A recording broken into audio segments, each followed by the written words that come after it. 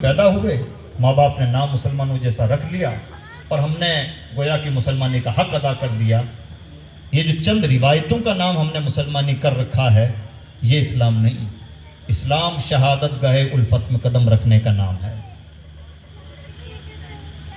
سب سے زیادہ اسلام کا مطلب ہوتا ہے سرنڈر کر دینا، ہمارا کچھ نہیں، جو اللہ و رسول کی مرضی وہی ہماری مرضی، جو انہوں نے کہہ دیا اور جس سے انہوں نے روک دیا۔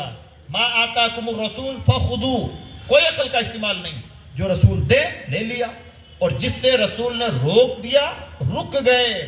کوئی کیلکولیشن نہیں، کوئی ادھر ادھر نہیں، کوئی بٹ نہیں، کچھ نہیں۔ اقبال کے مطابق کیا ہے تو نے متاع غرور کا سودا، فریب سود و زیاں لا الہ الا اللہ۔ جب یہ ترازو لے کے بیٹھیں گے کہ یہاں فائدہ ہے یہاں نقصان، تو نقصان ہی میں ہوں گے۔ جب یہ ترازو لے کے بیٹھیں گے کہ صرف ان کی فرما برداری کرنا ہے، تو فائدہ کا سودا ہوگا۔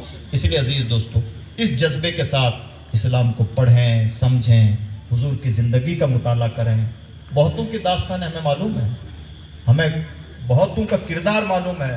ہمارے ملک کے فلاں کرکٹر ہیں، انہوں نے اس طرح سے اپنے کیریئر کا آغاز کیا تھا اور آج یہاں تک پہنچ گئے، فلاں میچ یوں کھیلا اور یوں کیا، اور فلاں پولیٹیشین کی زندگی ایسی رہی، وہ اتنی غریبی سے اٹھے اور اتنی امیری تک پہنچے اور ان مرتبوں تک پہنچے۔ کبھی اس آمنہ کے لال کی بھی داستان جانیے، سیکھیے، جس نے یتیمی کے آغوش میں پرورش پائی، پیدا ہونے سے پہلے والد کا انتقال ہو گیا تھا، اور اس نے پوری کائنات میں اس طرح سے نظام تہو بالا کیا ہے کہ 800 کروڑ کی آبادی میں سے 200 کروڑ اس کے فداکار ہیں۔ اتنا بڑا ریفارمر، اتنا بڑا انقلاب لانے والا، اس قدر دلوں کی دنیا بدلنے والا کوئی معمولی ہو سکتا ہے؟ مشکل ترین فیصلہ ہوتا ہے انسان سے اپنے مذہب کی تبدیلی کا فیصلہ کروا لینا۔ امام الانبیاء کا کمال یہ ہے کہ انہوں نے لوگوں کے دلوں پر حکومت کر کے لوگوں کے دلوں سے کفر کو دھویا ہے، ایمان نقد کیا ہے۔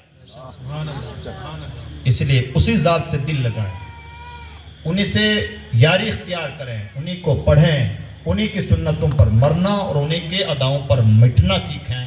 یہ ہے غلامی کا تقاضا۔ ان کی خوشی کس میں ہے؟ ان کی خوشی یہ ہے کہ ان کے گناہگار امتیوں کی خدمت کی جائے۔ بے پناہ فکر مند رہتے تھے اپنی امت کے لیے۔ وقت ہوگا تو کبھی بتاؤں گا میں کہ حضور کا درد امت کیا ہے، امت کے لیے فکر مندی کا کیا عالم ہے۔ یادگاری امت پہ لاکھوں سلام۔ کوئی وقت ایسا نہیں ہوتا تھا جب امت کو فراموش کرتے ہو۔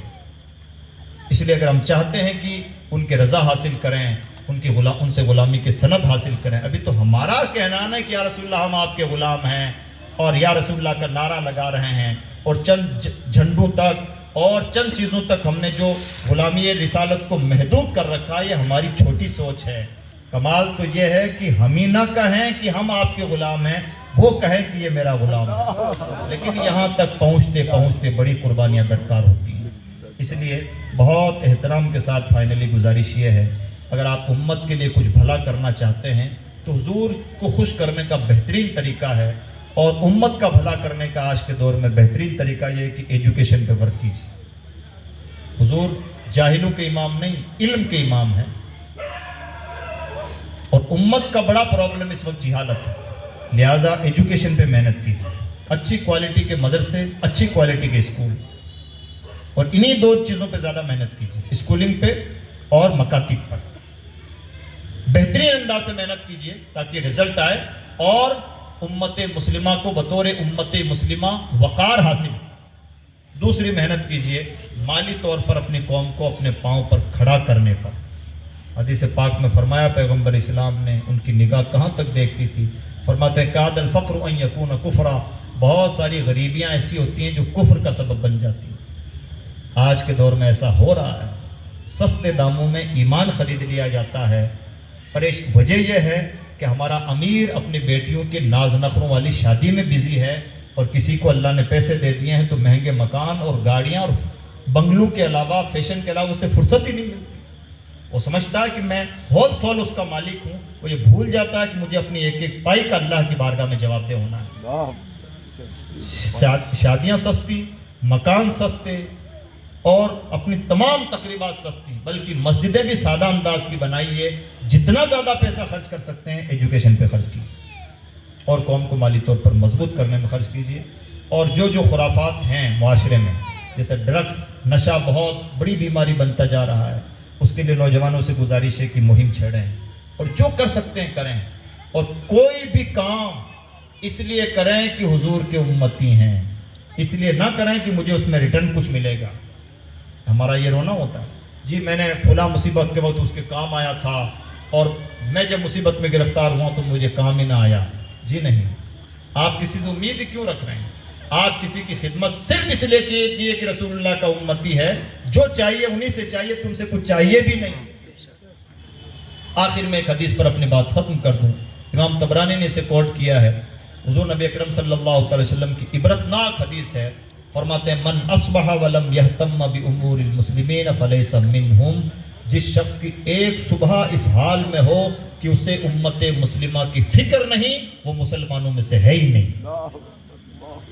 ہمارے مفتی صاحب کہہ دیں کہ آپ مسلمان نہیں ہیں تو آسمان سر پہ اٹھا لیں. حضرت آپ نے اتنی بڑی بات کیسے کہہ دی؟ میں تو ایسا ہوں، میں تو یوں نماز پڑھتا ہوں اور میں تو اتنا پکا مسلمان ہوں. جس کا کلمہ پڑھ رہے ہیں وہی کہہ دے کہ وہ شخص مسلمان نہیں، تو بتائیے ان کے فتوے سے بڑا فتویٰ کس کا؟ کس کے بارے میں فتویٰ دے رہے ہیں؟ من اصبح ولم یہتم بامور المسلمین. لفظ ترجمہ کے مطابق جس کی ایک صبح اس حال میں ہو کہ امت مسلمہ کی فکر نہیں. زندگی نہیں جناب، سال ہا سال نہیں، ایک صبح اس حال میں ہو کہ امت مسلمہ کی فکر نہیں، وہ ہم میں سے ہے ہی نہیں. اس لیے جس طرح سے ڈیلی کا شیڈول بناتے ہیں، آج ان سے ملنا ہے، ان سے پیسے لینے ہیں، ان کو پیسے دینے ہیں، ان سے ملاقاتیں کرنی ہیں اور ان سے ملاقاتیں نہیں کرنی ہیں، اسی طرح سے یہ بھی شیڈول بنائیے کہ آج میں حضور کی امت کے لیے کیا بہتر کر سکتا ہوں. میں امید کرتا ہوں کہ انشاءاللہ ہم اس اینگل سے سوچنے اور سمجھنے کی کوشش کریں گے. اللہ رب العزت کی بارگاہ میں دعا ہے کہ پروردگار ہم سب کو کہنے سننے سے کہیں زیادہ عمل کرنے کی توفیق عطا فرمائے، ہماری زندگیوں کو بامقصد زندگی بنائے، ہمیں باشعور بنائے. دوران گفتگو بلکہ